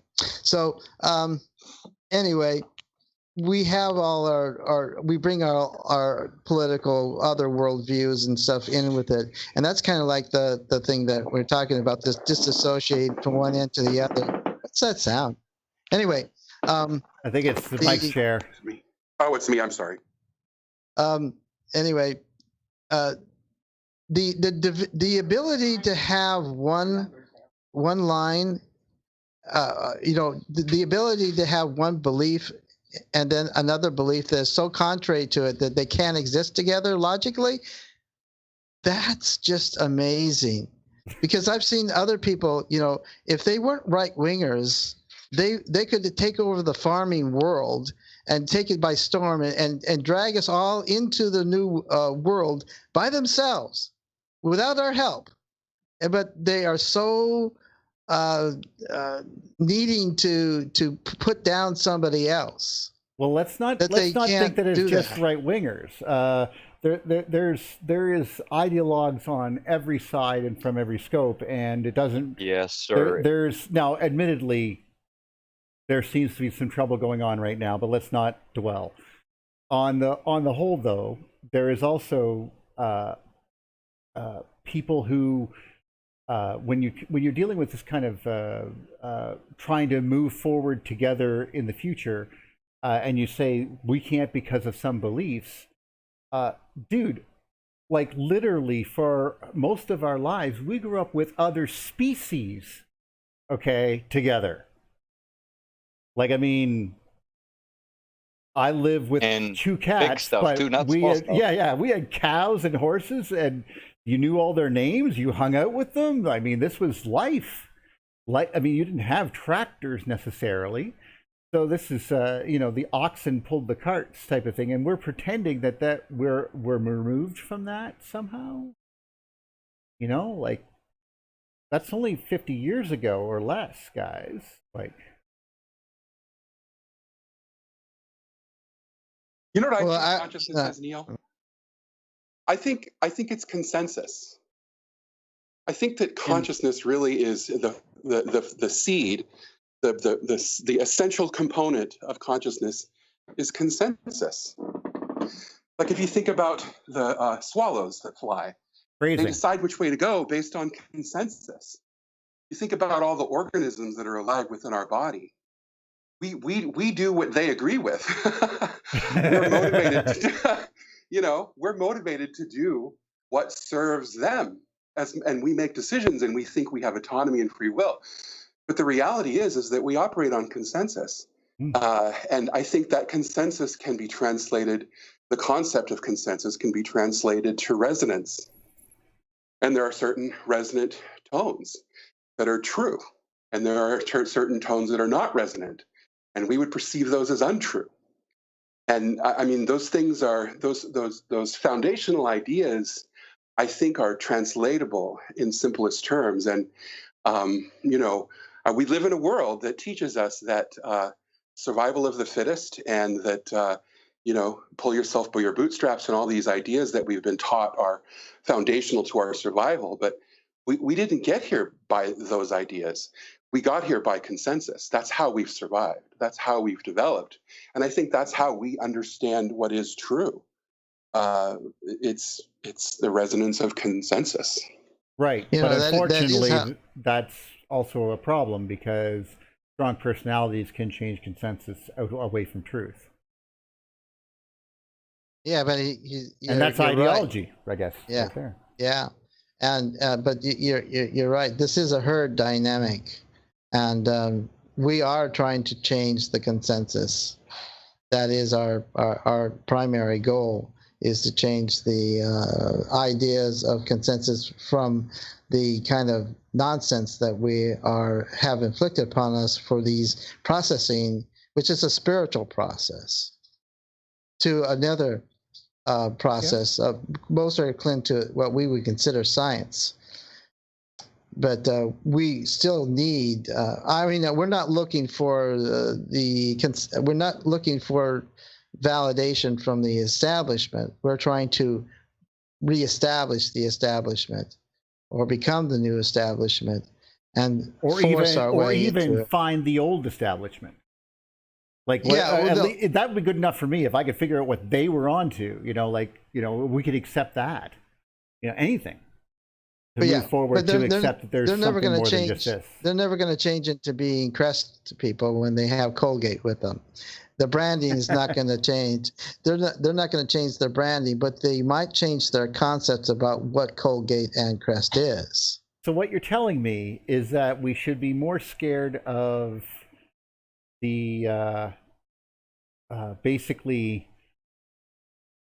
the Dixie Democrats becoming the Democrats type of thing. Is that what we're thinking? Or old Republicans becoming the new Republicans, or are we talking politics or planetary church? No. I was referring to the big switch that occurred there after Abe Lincoln. Like there was a big switch where basically people who were protectionist of certain ideals that wanted to basically put money above people were the Dixie Democrats, and they were fighting the Republicans at the time. Am I insane, or is that true? Because I'm pretty sure that's the book in my head. I think the better analogy would probably when the Whigs got lost and the Republicans took over. Wow. Okay, you're right. And so what we're saying that's a little further back, but yeah. But then what we're saying then is that they're never going to change their hat. They're going to say that it was part of their hat all the time. They're going to continue doing their own thing and eventually adopt things one piece at a time until finally, and eventually, when they're dead, and this is, I think, the goal, because this happened before, when they're going to adopt it all and keep their tenure, but when it doesn't matter anymore, they'll be dead, and someone's going to go, wait a second, all this was predicted by this entire movement over here that's been going on like 50 years or 60 years before you guys even put it to print. Like, oh no, we all agreed before. We just changed the text of the history documents. Yes, exactly. We were always that's why I'm recording this on YouTube, okay? Which they will burn. Go back to your original point, Neil. The system that we have is functional because it's based on platforms. and so the Republican Party is a series of platform ideas. It's based on a group, and they all get together and they say, this is what we believe in and this is what we stand for this year, this term. And so the Republican Party platform has changed over the years, and the Democratic Party platform has changed over the years, but the two-party system has remained. And basically it used to be that Republicans had more populist ideas and Democrats had some pro-corporate ideas. But that changed about 40-ish years ago.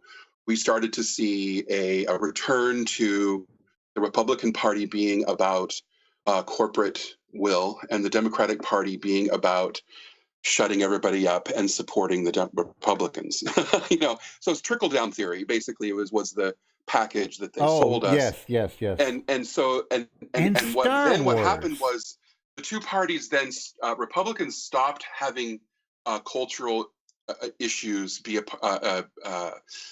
stopped being about helping people and started being about issues that are almost impossible to solve. Like abortion is perfect because it's a hot button issue that's very difficult for people to talk about, and it's a very personal decision, and it has to do with women's bodies and how we value human life. And so it's impossible to have a bumper sticker idea of abortion. So it was the perfect vehicle to create the division that gave the populist conservatives an opportunity to join with the 1% elite.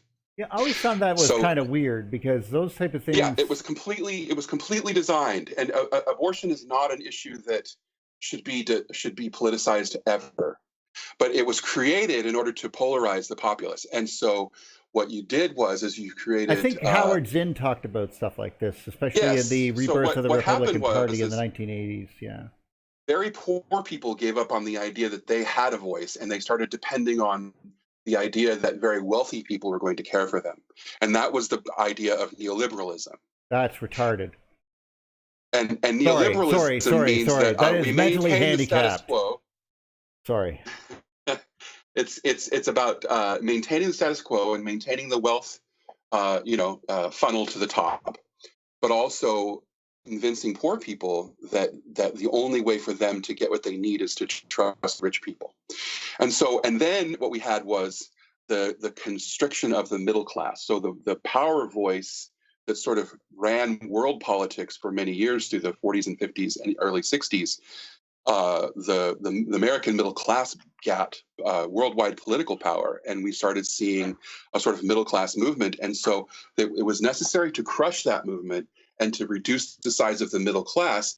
So that's when they started outsourcing solid middle class jobs. And so we've seen this huge the voice and the power, the economic power of the middle class has been reduced to the size that you could drown it in a bathtub, which is the real meaning of that phrase. So now we're in a situation where people are believing in an American dream that they've been chasing that no longer exists.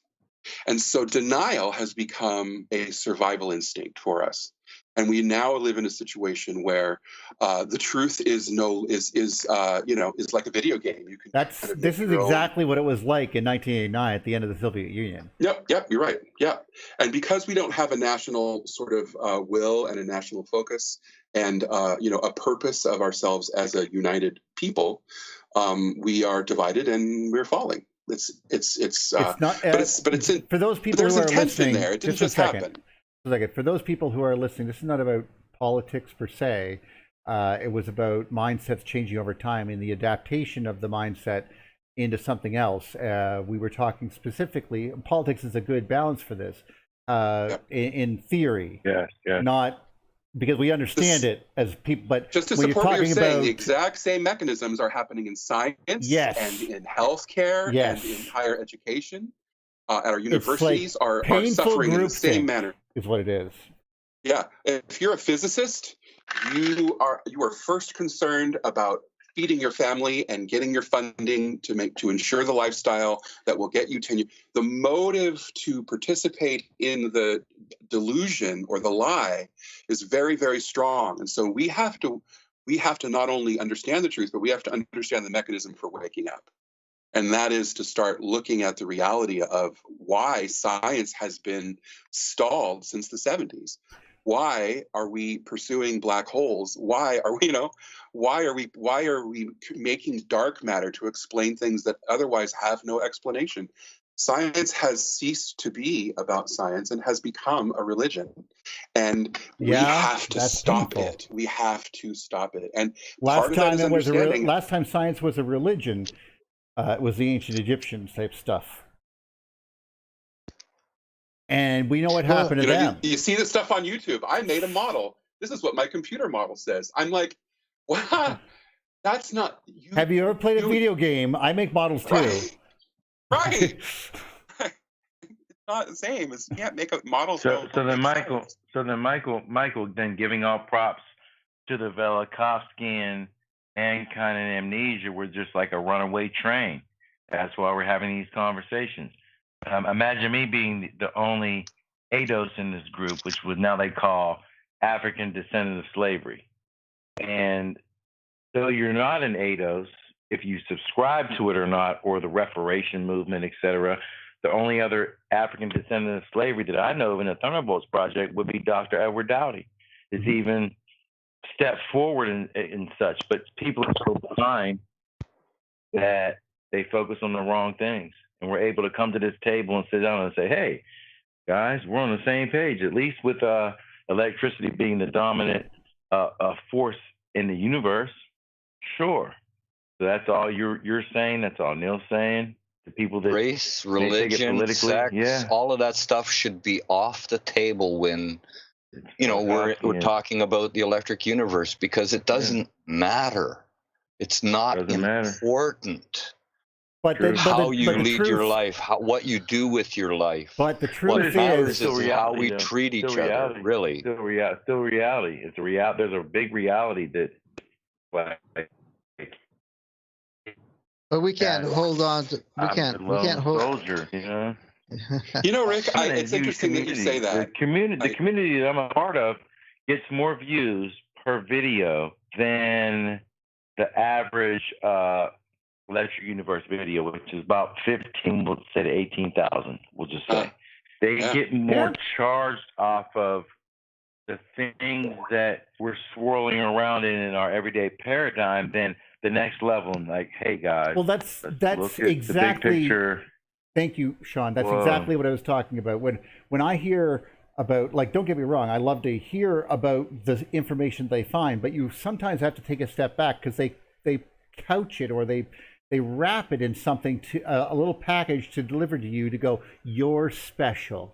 And they hand it to you and go, here is your heritage, all golden in Wakanda, and here's yours, all angelic and Norse and whatever. And they give one to you, and they give one to Rick, and they tell you to go hate each other. Yeah.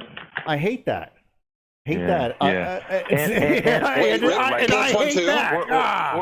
Or still from the Velikovsky perspective. Which one does Rick? We're not broad enough, and most people focus on the micro end of it instead of the macro end of it. And it's like, we're just going to look at this. And yes, this is, people are oppressed. Yes. And black people are oppressed. Yes. And well, what's the answer to that? And what's the reasons? Because of this. You will never see the big picture. Yeah, that's just small. So here's the thing. I got to throw this in here because this is really. We're a very special table. Very special table. Sure. That's right. That's my point. And I am not a fan of identity politics, and I don't think it's a good thing. However, each of us brings a facet. We are representative. People tune in and listen to me because they relate to me, and they listen to you because they relate to you, and they listen to Neil, and they listen to Rick, and they listen to Conway, and all the rest of us, because in one way or another, they are like us. They see something of themselves in us. Our facets, our uniqueness, what we bring to the table that's different is what makes it. And I'm not just saying us, I'm saying the 29 people watching us right now. All of us bring something that's incredibly crucial to the table. You think about like the plants and animals that live in the Amazon rainforest, that untapped potential for all those different organisms and, for medicinal purposes and every other possible thing that we could think of. on the planet, that diversity is what makes the Amazon rainforest so valuable. That's what's exciting about it. And you know, and it's true that I am a 50-year-old gay bear. Like that's my particular like cultural identity. But the more exciting part of it is that I have the amazing capacity to interface with people who are completely unlike me in a situation that is only way we're going to get to the truth is by those foundational sort of abilities, by honing the ability to see the value in each other, and to see, I was commenting on what Rick said. Rick said, I don't see where there's really, we don't need to bring those things to the table. But I think I'm a white male. If I wasn't gay, I would not have that outsider's perspective. I would just be a white male American. And I'm not saying I wouldn't be woke, but I probably wouldn't be woke. I mean, my sexuality created an outsider's perspective, which allowed me to see the world uniquely, which forced me to ask my own questions and get my own answers, because the paradigm that I lived in did not accept me for who I was. So therefore, I became an outsider. And if I had not been for my own sexuality, I don't think I would be here right now. So it's difficult for me to say, oh, it's not about race or religion or sexuality. It's not about those things, to the extent that those things give me any like credit with you, and I respect that. We meet on equal terms, but I bring something unique to the table, and I think my right to be here is largely based on my my outsider status, and that allows me to think and to imagine the amazing stuff that you guys talk about. Otherwise, I'd just be eating TV dinners and watching football. Well, you say that, but sometimes it just takes a little bit of something. For example, I would say that I used to think about things kind of off, like esoterically as a young child, of course, but it only took until I broke my sister's arm before I was intimately careful about the feelings of other people.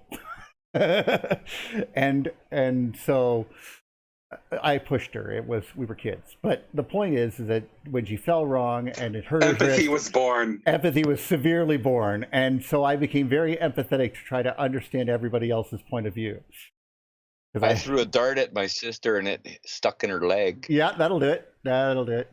Throw a rock at your friend, hit him in the head, and felt nothing. It felt nothing. Actually, a friend of mine still has a scar on her forehead from when I hit her like Harry Potter with a rock. And she just turned at the right time. It was totally going to miss her completely. And she just turned and stepped right into it. It was like, oh my God. I felt so guilty about that. See what I mean? These are the events that caused us to become humans, I guess. I don't know. But yeah, it's very interesting that organizations want stability, and they utilize false principles to establish that. And I seriously began to think about what kind of false principle could I give them that would not interfere with the electrical universe, and that we could go on. I don't hear you, Neil. Thank you. What? Am I doing something? I hear you now, but I wasn't before.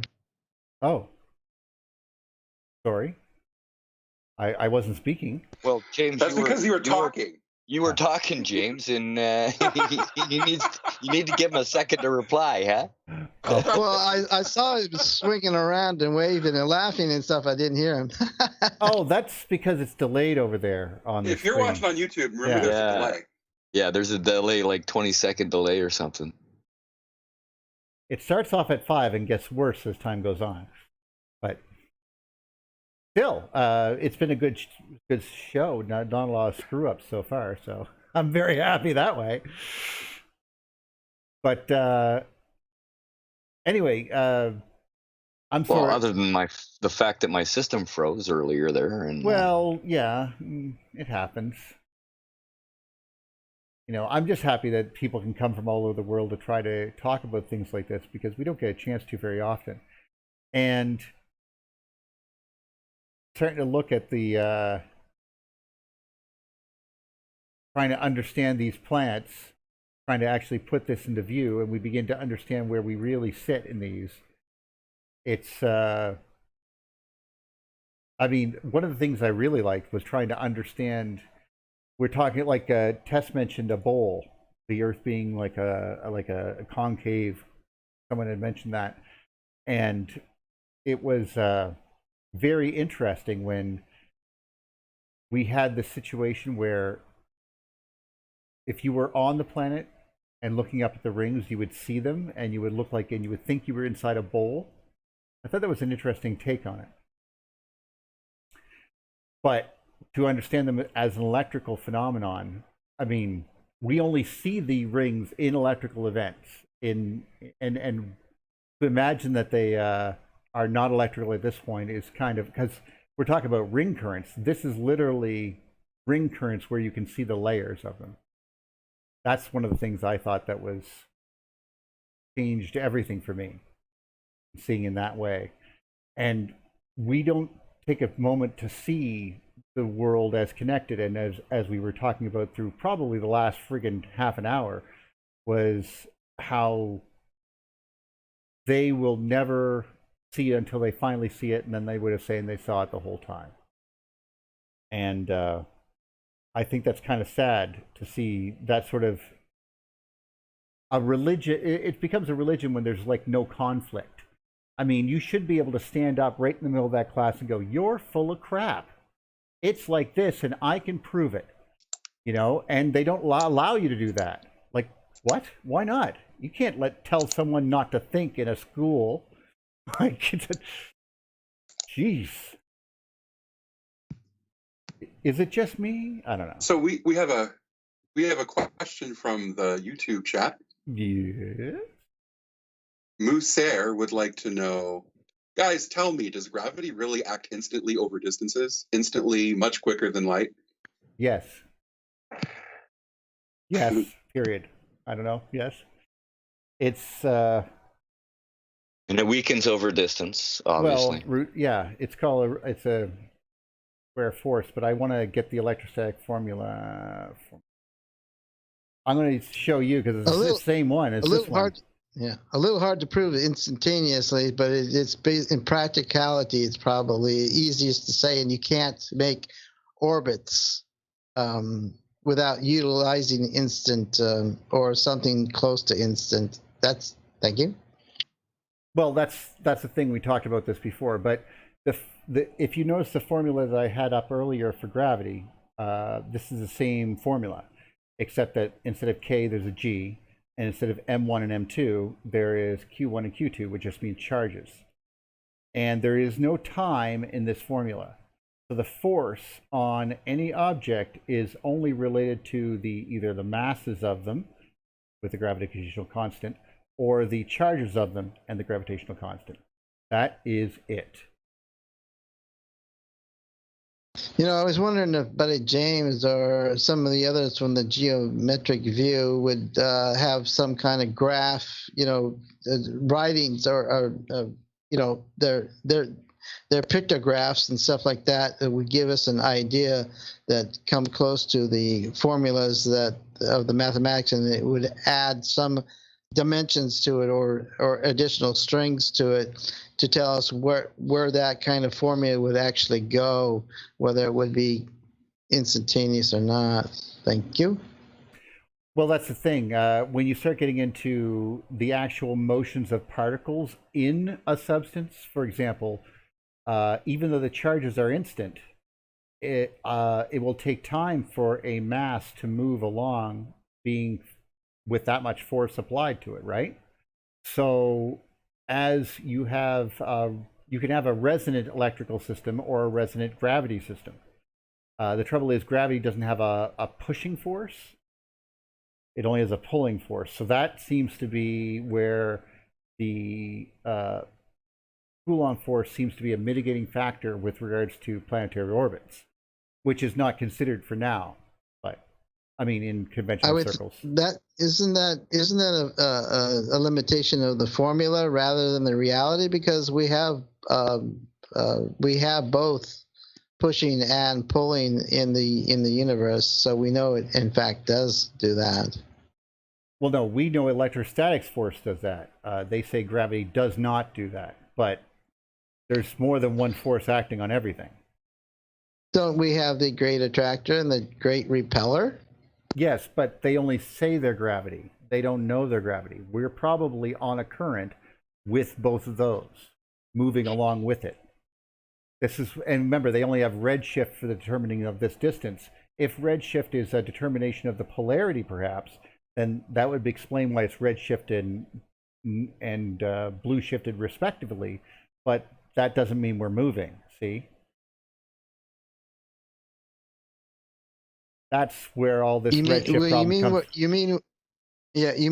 We're moving relative to the great attractor and the great repulsor, and we don't know which one's moving? No. I'm saying that neither one of them is moving, that unless we're all moving together along this current. But because most of the current is in one direction and most of the current's in another, when we look in both of those directions, we see redshift and blue shift respectively. Sorry. You see what I mean?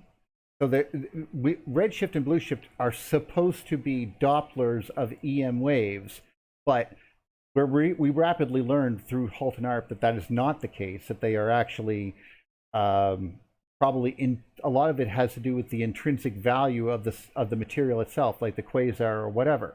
Now, we don't know the specifics of all this, whether or not it is because of charge, Coulomb charge, is it because of direction of flow, any of these reasons. But it's just that they put a great attractor over there. They call it the great attractor because we see that we are blue shifted towards it.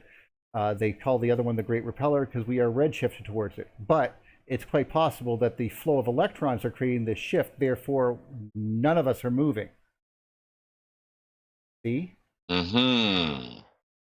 That it's more static and stationary, other than the fact that new galaxies are being spat out of older galaxies at a high rate of speed, and they're moving, and that's where they maybe get the thought that maybe galaxies are expanding. Oh, we're only beginning to scratch the surface. It's actually funny that when we learned about redshift, that was not even 100 years ago. And 1938 or 39, it was We Live in an Expanding Universe. That was Hubble.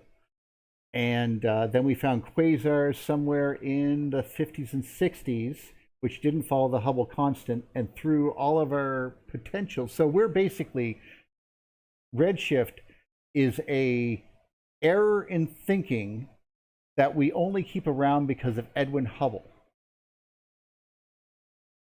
And because that's it. That's the only reason. So he marked and called, it was called the Hubble constant. So when we got the quasars, we noticed that we got an unexpected shotgun graph so it made no sense anymore. And he was dead. So they decide in their wisdom to not change anything and to ignore it. And that's exactly what happened. Then comes along the man who understood redshift better than anybody else. And Neil, give us the name. Halt and Arp? Yes, sir. He understood that maybe it's electron density that is making things red shifted and blue shifted. And so anyway, that we ended up being in this situation now where, because this this ability or to hinge on this one false idea has thrown so many issues at us that I don't understand why they even keep it. Only because it makes them feel good is the only thing I can think of. Because do they observe blue shift and red shift during planetary observations, during orbits and stuff like that? No. Do we see planets we don't even red see it shifting? at the center of the galaxy. Well, I mean, that would support their thing, but I don't know if we don't see it, then it wouldn't support them, right? What was that, Chris? Oh yeah, it was just, like I'm sure we've said it before. It's like a whole deck of cards because the timeline is in biology now and geology and astronomy. So these redshift values work out in their whole timeline. Well, yes, and they would like to keep that timeline because it gives every single science an air of significance, especially these ones which I would hazard to say are interpretive almost. Like astronomy is fairly interpretive, and so is geology. It used to be, and then it became a science, which was like astrophysics, and went from rock hunting to geology type of thing. Like. It's although there are scientific aspects to both of the processes, to give the timeline, especially giving the Big Bang. I mean, I can see that they probably thought they were really smart in the 1930s, going, everyone gets together and go, okay, we have a Big Bang. We all agree? Okay. No one's going to complain because it was billions and billions and billions of years ago. And within 10 years, we were complaining. And now it's just a literal deck of cards. Yes. The moment I pull redshift out, it's just going to start falling. Wow. Listen to this explanation why planets don't redshift or blue shift. Unlike stars, which are fueled by nuclear reactions, planets only reflect the optical light of their stellar companion. Oh, they're saying planets don't blue shift or redshift because they're only they don't generate light. Our star. Venus generates light. Wow. I don't see a reason for that to be the case at all. I mean, we use that. I mean, don't we use that on gases we're shooting out? Like from anyway, it's really hard to figure out now. We just talk about jets, but I realize they're probably looking at the glowing of the gas itself. Still, you're right. Yeah. I'm still trying to figure out why the geologists are going along with the millions of years and the layers, because the depths don't configure properly, and and all I can think of is that they don't want to have genetics. They don't want to mess with genetics. They don't want to mess with the evolution. Oh. Because they don't have a replacement. And basically it all comes down to atoms and particles. They got to have this system to prove that not only it's basically status. They have atomics, and that gives them status in the world, and they don't want to give it up. So it's the herd thing again.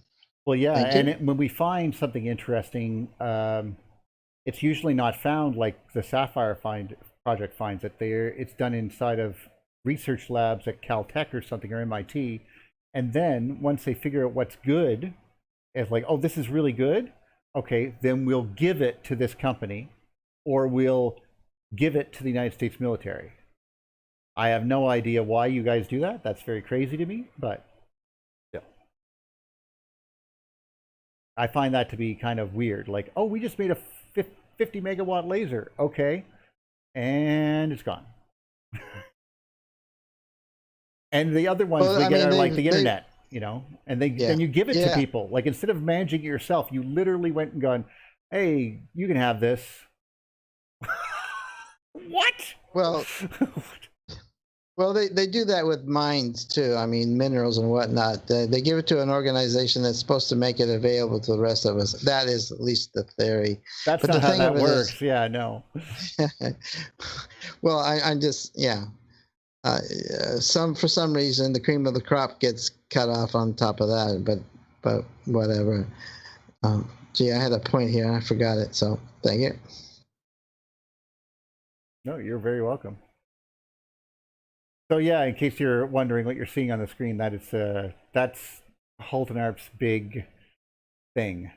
That's NGC 7603, I think, and that's at this redshift, and it's connected by a luminous bridge to that redshift, and there are two quasars in it, each with different redshifts.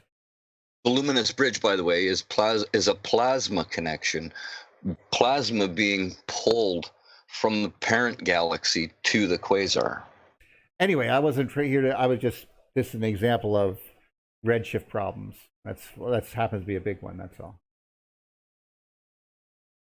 Oh, I remember my little thing is that the sapphire is the third time transmutations have been discovered, disproving atomic bonding. So, okay, thank you. Well, we know transmutation of materials happens in atomic reactors. That's probably the first time that we became alchemists. Makes sense. Yeah, but now it's done at room temperature. Yeah, exactly. And it's done at 80 watts instead of these thousands of amps that these tokamak reactors can only run at for 30 seconds at a time. Sapphire can run for days and days at a time. Because we have that much control. And it's the matter of control. We've talked about this before. What's basically happening is that the sapphire will be able to create any sun or any planetary surface condition. And as such, we should be able to make any minerals or elements on those planets.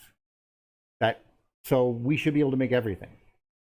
Literally. Or in those conditions, you mean? Yeah, and the way I'm seeing it now is that that is the first step towards a replicator type CNC machine that can make anything. You just basically have to keep feeding it material, and it will turn this material into whatever material you want, and you store it in containers, and then you use it to print and make whatever you need.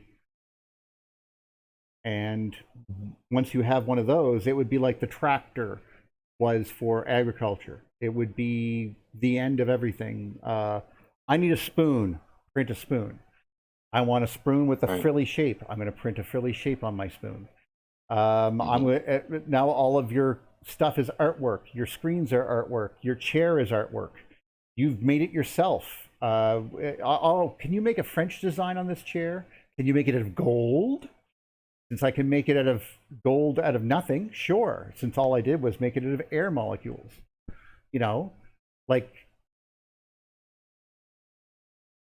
It's a different world. The possibility is there that now I think that we're going to have to deal with the people on the Starship Enterprise that still make food, but they don't do it. At a certain point in Star Trek: The Next Generation, they don't do it anymore. So we're not. I think there's probably going to have to cook the turkey still, but I don't want to eat anything that's been made from. I don't know how would you make a steak? Like, that's all I'm asking. Someone make me a steak.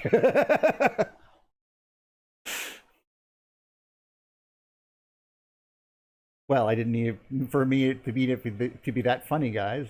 Sorry. Well, no, I was busy looking at the Electric Origins comment about Eugene's transmutation in sapphire could be due to the contamination in the anode. I don't know about that, but Eugene seems to think that maybe the sun is a closed plasmoid that is slowly dissipating its energy off.